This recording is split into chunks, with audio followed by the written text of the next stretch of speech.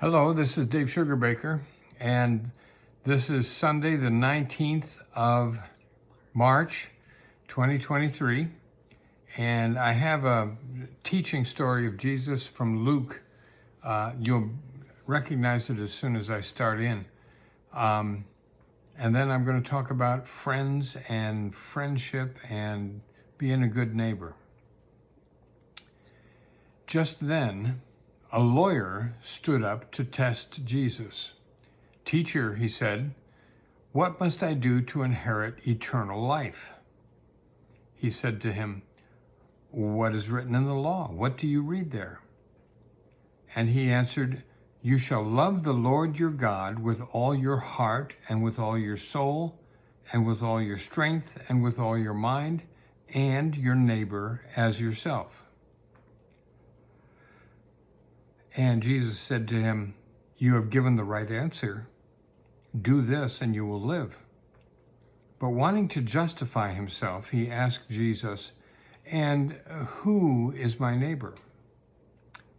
Jesus replied, "A man was going down from Jerusalem to Jericho, and he fell into the hands of robbers, who stripped him, beat him, and went away, leaving him half dead.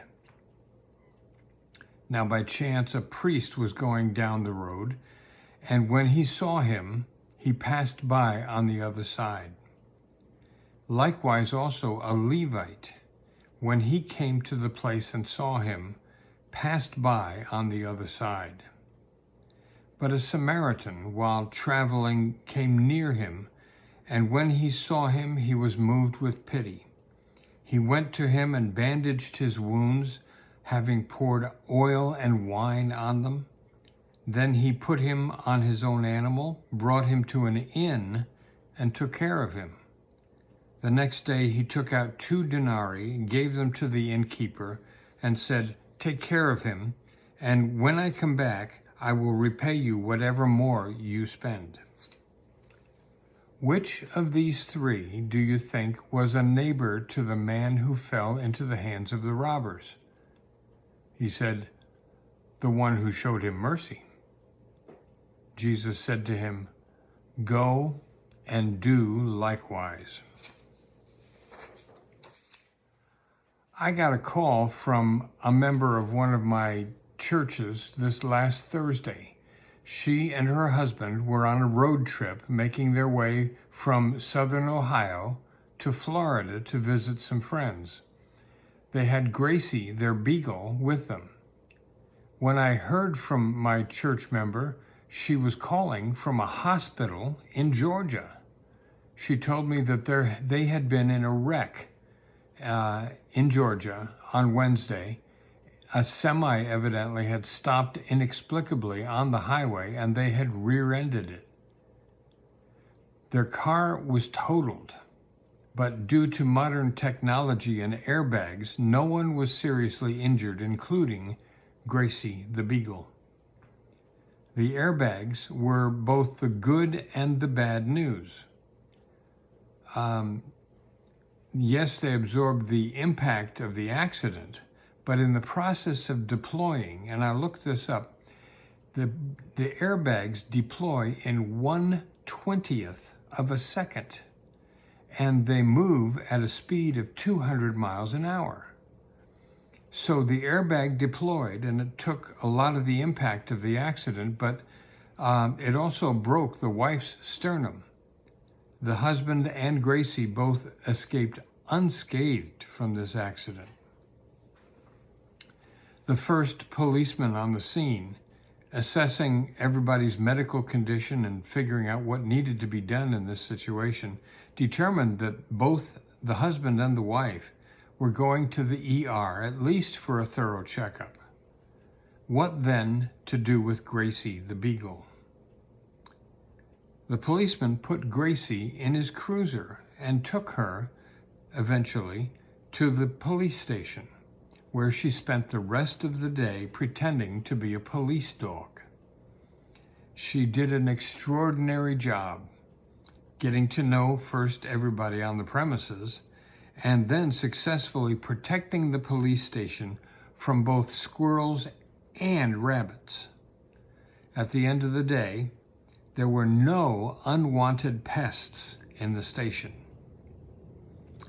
At the end of the policeman's shift, the policeman took Gracie home with him, and he took care of her overnight and then contacted the couple in the morning to make arrangements to return Gracie to them.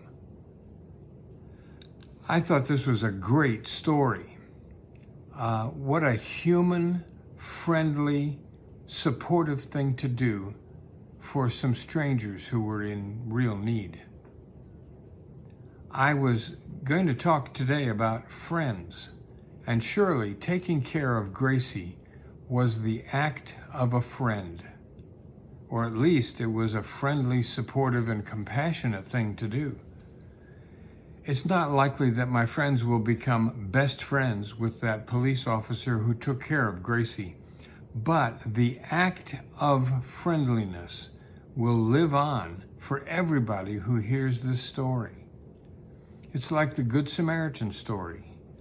The Samaritan didn't have to stop, didn't have to go out of his way to help, but he responded to the need of the man who fell among thieves. In the Good Samaritan parable, we don't even know if the victimized Jew appreciated the generosity of this foreigner, this Samaritan. Their paths may not have crossed again. But the point of the parable is that the foreigner, the Samaritan, had responded in a neighborly way when he came across this mugging victim, in contrast to the priest and to the Sunday school teacher, the Levite, who were too wrapped up in their own official duties to stop and help. The Samaritan just did the human thing. And the officer who stepped in did the human thing as well. He might have even violated some departmental protocols about how one handles pets that are in an accident that an officer is working with. But he stepped in and he did what needed to be done. Maybe he was a beagle lover. We just don't know. But what we do know is that he took care of the little dog at the moment that she needed taking care of. Both of her human parents were tied up dealing with the follow-up after the accident. ER visits, no place for a beagle. Insurance details, calls to family and friends, putting life back together after the accident shattered and scattered things.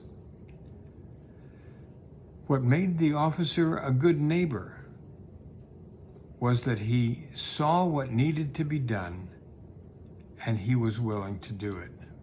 It's as simple as that. There are too many who are preoccupied with their own issues. Too many who are distracted by frustration with their job, or perhaps they're addicted to their little screen, and they can cruise right by and never see the needs of others right in their path. Jesus puts the question after the parable, who was the neighbor to the one who fell into difficulty? And the lawyer responds, the one who showed kindness. And Jesus said to the lawyer, go and do likewise. Now, God bless you. Stay safe. If you find value here, as I've said many times before, if you find value in this, I'd appreciate it if you'd share it. Thanks.